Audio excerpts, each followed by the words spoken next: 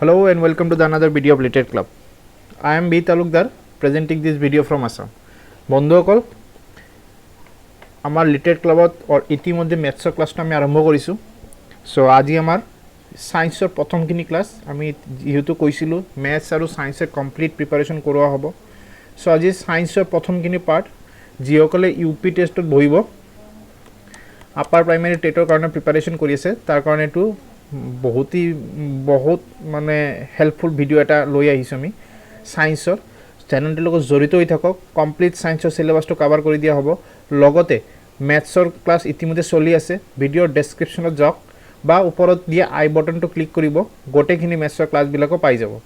So আৰম্ভ কৰিছো আজি আমাৰ ভিডিও আৰু আৰম্ভৰ আগত ৰিকুৱেষ্ট থাকিল চ্যানেলটো সাবস্ক্ৰাইব কৰিব শেয়াৰ কৰিব আৰু নিজৰ অপিনিয়নটো কমেন্ট সেকশনত নিশ্চয়কৈ জনাব so let's start our today's class so আমাৰ যেটো সায়েন্সৰ সিলেবাস আছে তাৰে যদি আমি প্ৰথমখন অধ্যায় লও আমি আজি বায়োলজি সেকশনটো কভাৰ কৰিম কমপ্লিট বায়োলজি আগত আমি প্ৰথম 7 দিনত বায়োলজিটো কৰিম নেক্সটত আমি ফিজিক্স পাৰ্টটো কৰিম আৰু ইয়াৰ নেক্সটত আমি কেমিষ্ট্ৰি পাৰ্টটো কৰিম আৰু since it is state not UPSC so details আমাৰ নালাগে আমাৰ কিছু মেইন পয়েন্ট লাগে যিবোৰ এক্সাম ওৰিয়েন্টেড হয় যাৰ পৰা আমাৰ এক্সামত কোৱেশ্চন অহাৰ সম্ভাৱনা আছে আৰু ইয়াতে আমি অলপ থিওৰি কভাৰ কৰিছো আৰু ভিডিওটোৰ শেষত এমসিকিউ দিয়া আছে সো যিবোৰ আপোনাৰ এক্সাম ওৰিয়েন্টেড এমসিকিউ হয় আৰু ইয়াৰে কিছুমান এমসিকিউ প্ৰিভিয়াস ইয়াৰ দ্যাট মিন্স 2012 ত আৰু কিছুমান সিটেটত খুদি অহা কোৱেশ্চন সেইবোৰ আমি এমসিকিউ লগাইছো আৰু এটো ভিডিওৰ শেষৰ মানে আমি এটুক দেখুৱাম আগত অলপ থিওৰি ডিসকাশন কৰো থিওৰি না জানিলে এমসিকিউৰ কোনো কাম নাই সো লেটস বিগিন সো আমাৰ আজি প্ৰথম যেটো টপিক কৰিম আমি লিভিং আৰু নন লিভিং অৰ্গানিজমটো অলপ চাম সো লিভিং অৰ্গানিজম কি হয় লিভিং অৰ্গানিজমৰ স্পেশাল ক্যাৰেক্টাৰিষ্টিক্স বোৰ কি হয় লিভিং অৰ্গানিজম গ্ৰোথ হয় আপোনালোকে যদি চাই লিভিং অৰ্গানিজম যিকোনো এটা প্ল্যান্টছৰ উদাহৰণ ল'ব পাৰে বা এনিমেলস বা আমি হিউম্যান বিংসকল ল'ব পাৰে সো আমাৰ গ্ৰোথ আছে লগতে ৰিপ্ৰডাকচন আছে ৰিপ্ৰডাকচন মানে আপোনালোকে নিশ্চয় জানে এটা পৰা ইয়াৰ পূৰ্ব নেক্সট বংশধৰটো নেক্সট যেটো ফিউচাৰ জেনাৰেশন আহি যায় সো এটুকো আমি ৰিপ্ৰডাকচন বুলি কও মেটাবলিজম সিস্টেম হয় ৰেসপন্স টু দ্য স্টিমুলি আপোনালোকে যদি খুদে what is response to the stimuli আপোনালোকে এটা বেসিক এক্সাম্পল ল'ব পাৰে টাচ মি নট প্ল্যান্টছক যদি কেতিয়াবা টাচ কৰে আপোনালোকে চাব এই প্লেসটো ক্লোজ হৈ যায় যাক আমি সেসমোনাটিক রেসপন্স বুলিও কও সো সেসমোনাস্টিক রেসপন্স সরি সো এইবিলাক মানে আমাৰ কিবা যদি হয় যিবোৰ দ্যাট মিন্স লিভিং অৰ্গানিজম আছে তাক যদি আপোনালোকে টাচ কৰে এওঁলোকে এটা ৰেসপন্স কৰিব পাৰে বা আমি হিউম্যান বিং টাচ কৰক আপুনি যিকোনো এনিমেলছৰ টাচ কৰে এওঁলোকে ৰেসপন্স দিব পাৰে so response to the stimuli বুলি ইয়াৰ নেক্সট পোৰশনত যদি যাও আমি classification of organism very important for your examination classification of organism যিকোনো লিভিং অৰ্গানিজম আছে লিভিং বা অৰ্গানিজমবোৰ পাঁচটা ভাগত বিভক্ত কৰা হৈছে আৰু কোনে কৰিছে প্ৰথমটো R S. Whittaker in 1969 very important remember the name who proposed the theory of classification of five kingdom your answer will be R.S. Whittaker in 1969 so পাঁচটা কিংডম কি হল পাঁচটা কিংডম যদি চাই আপোনালোকে প্ৰথমটো হল মনেৰা তাৰ পিছত প্ৰটিষ্টা ফাংগাই প্ল্যানেটে এনিমেলিয়া আৰু বেসিক ইউনিট অফ ক্লাসিফিকেশন যদি হয় এটো হল আমাৰ স্পেসিস যদি বিচাৰে এনিমেলছৰ ডিফাৰেন্ট এনিমেল স্পেসিস আছে আপোনালোকে চাব পাৰে so basic unit of classification is the species and the highest unit of classification is the kingdom আপোনালোকে অলপ প্ৰিভিয়াস ইয়াৰ কোৱেশ্চন বিলাক চাব তাতে ইয়াৰ লগত ৰিলেটেড এটা কোৱেশ্চনো পাব আপুনি সিটেটতে আছিল চাগে 2016 নহলে 2014 ত মই কোৱেশ্চনটো চাইছিলো মোৰ এড কৰা হোৱা নাই যদিও highest unit of classification is your kingdom year next লৈ আহক চাওক যেতিয়া আমি এটা স্পেসিছক ফাউন্ড কৰো সাপোজ মই ম্যাঙ্গো ললো ম্যাঙ্গো যেতিয়া প্ৰথম ম্যাঙ্গোৰ আৱিষ্কাৰ হল চাওক আমি ইন্ডিয়াত ম্যাঙ্গো কও বা বেলেগত ম্যাঙ্গো কয় নরমালি আমি ইংলিশত ম্যাঙ্গো বুলি কও but in the field of science তেওঁলোকে কিছুমান সাইন্টিফিক নেম ৰাখে যাতে হোল ওভাৰ ওয়াৰ্ল্ড ওয়াইজ ইয়াক চিনিব পৰা যায় সো এই যে কনসেপ্টটো সাইণ্টিফিক নেম হয় চ' আমি কিছুমান সাইণ্টিফিক নেমো ৰাখিছোঁ কমন নেম আৰু ইয়াৰ সাইণ্টিফিক নেম ভেৰি ইম্পৰ্টেণ্ট কুৱেশ্যন আহিয়ে থাকে সাইণ্টিফিক নেম কি মানে ডিফাৰেণ্ট বস্তু থাকিব আৰু ইয়াৰ সাইণ্টিফিক নেম বহুত ইম্পৰ্টেণ্ট হয় but before discussing this one মই এটা টপিক এৰি আহিছোঁ that is all your taxonomy what is taxonomy identification classification and study of the organism that is called your taxonomy okay আৰু father of taxonomy যদি বুলি কয় ইয়াক কয় Carlos Linus is the father of taxonomy number মনত ৰাখিব father who proposed the theory of five kingdom that is your R.S. Whittaker and who proposed the theory of taxonomy that is your Carlos Linus next লৈ move কৰিছোঁ আমি আমাৰ যিটো next topic হয় that is your common name and scientific name so what is the common name suppose আমি ইয়াতে মই 9টা species লিখিছোঁ আৰু এওঁলোকৰ scientific name বোৰ দিছোঁ আপোনালোকে নিশ্চয় অলপ মনত কৰিব আপোনালোকে ষ্টেট ওৰিয়েণ্টেড এক্সাম বা যিকোনো এক্সাম লৈ বহক নবহে কিয় scientific name is very important আহিয়ে থাকে so প্ৰথমটো হ'ল মেন মই নিজে এজন মেন হয় আৰু হয়তো আপোনালোকে যিসকলে ভিডিঅ' চাইছে তাৰে মাজত কোনোবা হয় মেন চ' মেনৰ যিটো আমাৰ সাইণ্টিফিক নেম দেট ইজ ইয়ৰ হোমোচেপিয়ান আৰু মই আপোনালোকক এটা বিশেষ ৰিকুৱেষ্ট দিম কাৰেণ্ট এফেয়াৰ্ছ লৈ যদি অলপ মনত কৰে ৰিচেণ্টলি হোমোচেপিয়ানৰ লগত এটা ৰিচেণ্ট ডিস্কভাৰী হৈছে in the field of China so' হোমোচেপিয়ানৰ পৰা সাইণ্টিফিক নেম সোধাৰ বহুত এটা মানে চান্স ৰৈ যায় কাৰণ ৰিচেণ্টলি এটা ডিস্কভাৰীও হ'ল হোমোচেপিয়ানছৰ লগত ৰিলেটেড চ' কাৰেণ্ট এফেয়াৰ্ছলৈ মনত কৰে চ' ইয়াৰ পৰা এটা চান্স থাকি যায় যে what is the scientific name of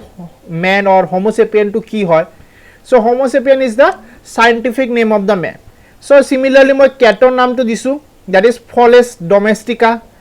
mango দিয়া আছে মাংগিফেৰা ইণ্ডিকা নেক্সট ইয়াৰ মাষ্টাৰ দিয়া আছে ব্ৰাছিকা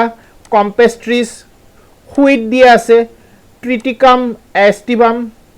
ফ্ৰগৰ ৰানা ট্ৰিগাৰিনা ডগৰ দিয়া আছে কেনিছ ফেমিলাৰিছ ৰাইচ দিয়া আছে অৰিজা সাথিবা কাউ দিয়া আছে বয়ছ ইণ্ডিকাছ চ' এইবাৰ বৰ কমন স্পেচিছ হয় মই লিখিছোঁ আপোনালোকে যদি পাৰে আৰু কিছুমান স্পেচিছ আৰু এওঁলোকৰ সাইণ্টিফিক নেমটো মনত ৰখাৰ চেষ্টা কৰিব চ' আমি আগবাঢ়িছোঁ আমাৰ নেক্সট টপিকলৈ আমাৰ যিটো নেক্সট হয় দেট ইজ চেল আপোনালোকৰ ইউ পি চিলেবাছ প্ৰথমখনতে দিয়া আছে that is cell what is cell it is the basic and functional unit of life আপোনালোকৰ বডিটো আমাৰ যিটো বডি হয় বা যিকোনো এনিমেল বা প্লেণ্টছৰ বডি হয় আমি মাল্টি চেলুলাৰ বুলি কওঁ চেলটো হ'ল চাওক চেল এনিমেলছ স্পেচিছবোৰ না দুই ধৰণৰ হয় হয়তো মাল্টি চেলুলাৰ হ'ব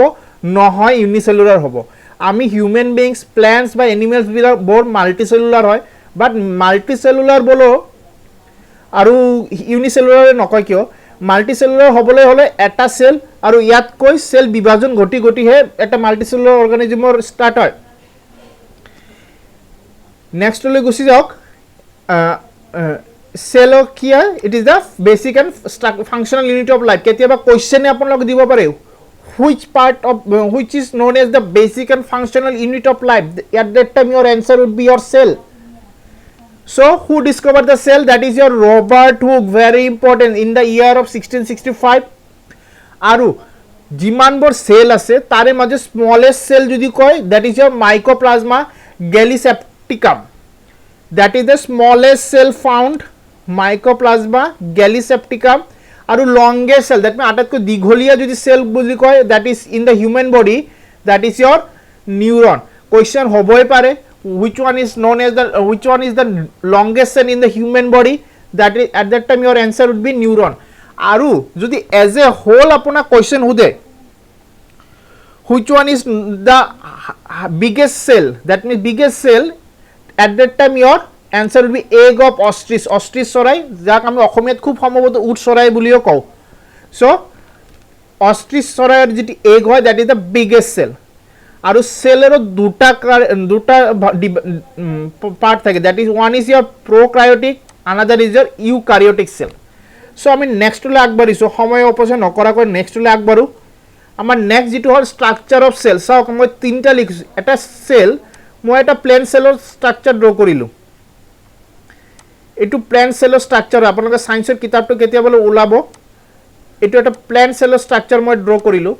সো এটা প্লেন সেলৰ স্ট্ৰাকচাৰ লৈ যদি মন কৰে সো এই সেলটোৰ ভিতৰত বহুত কেটা বস্তু থাকে ওয়ান ইজ ইয়াৰ নিউক্লিয়াছ থাকিব সেল ওয়াল থাকে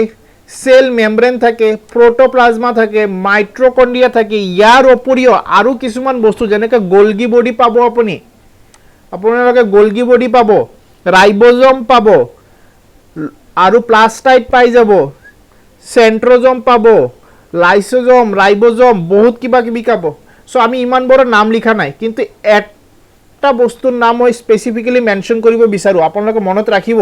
that is which one is known as the powerhouse of the cell অসমীয়াত যদি কও শক্তিৰ ভঁৰাল বুলি কাক জনা যায় in the cell in a cell mitochondria very important mitochondria is known as the powerhouse of the cell so let's go to our next topic that is difference between animal cell and plant cell আপোনালোকক মই প্ৰথমতে কলো যিমানবোৰ অৰ্গানিজম হয় সেলেৰে গঠিত হয় এতিয়া অৰ্গানিজম আমি এনিমেলক কনসিডাৰ কৰিব পাৰি বা প্ল্যান্টছক কনসিডাৰ কৰিব পাৰি so what is the difference between the plant cell and animal cell see plant cell কি হয় they are generally larger in size হয় প্ল্যান্ট সেলৰ সাইজটো হয় দিস ইজ দ্য স্ট্ৰাকচাৰ মই ড্ৰ কৰিলো this is the structure of plant cell আপোনালোকে সায়েন্সৰ কিতাপটো ওলাই চাব পাৰে আৰু এনিমেল সেলৰ স্ট্ৰাকচাৰটো কিছু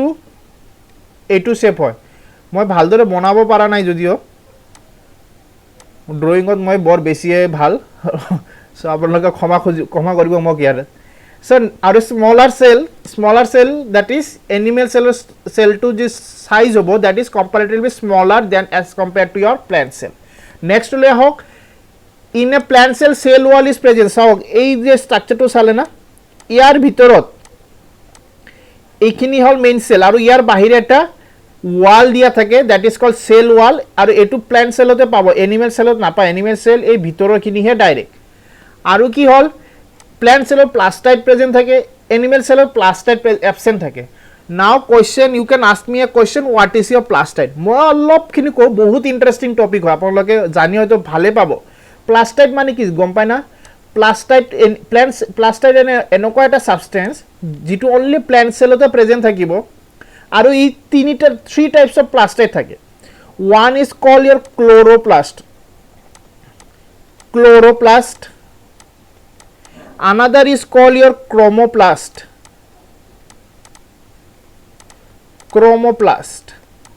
another is called your leucoplast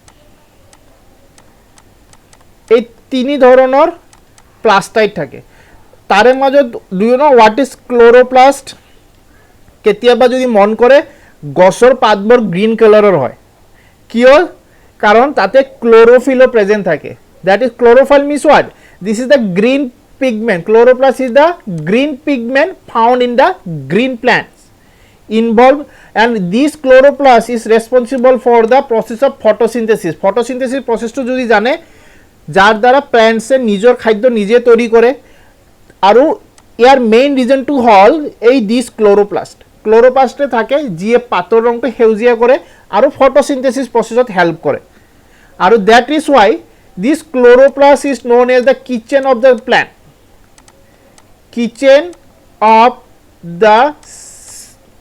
cell so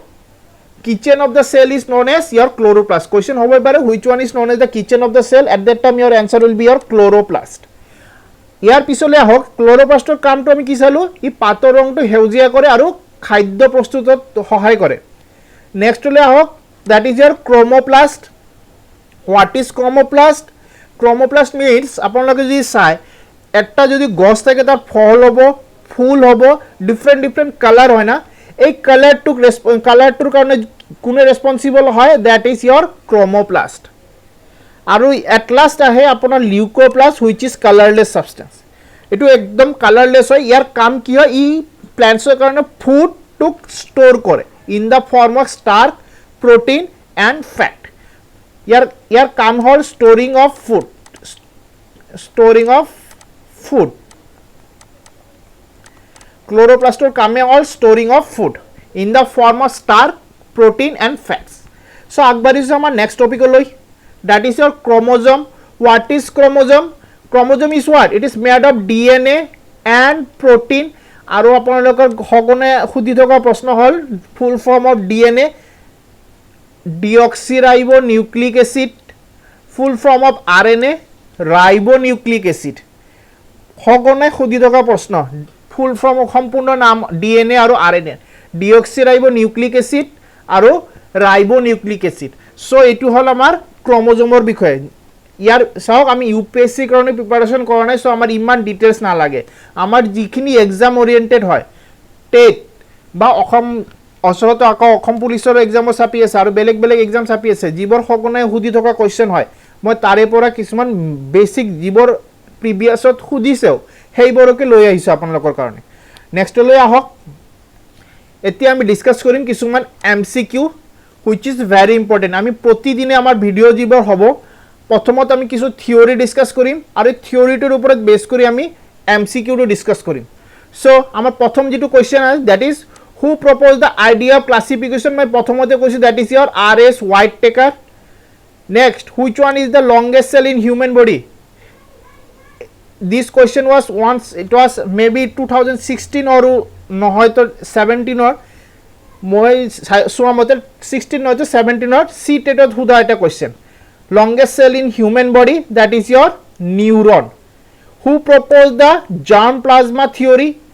August Weismann মনত ৰাখিব number August Weismann note down কৰি থাকক লগতে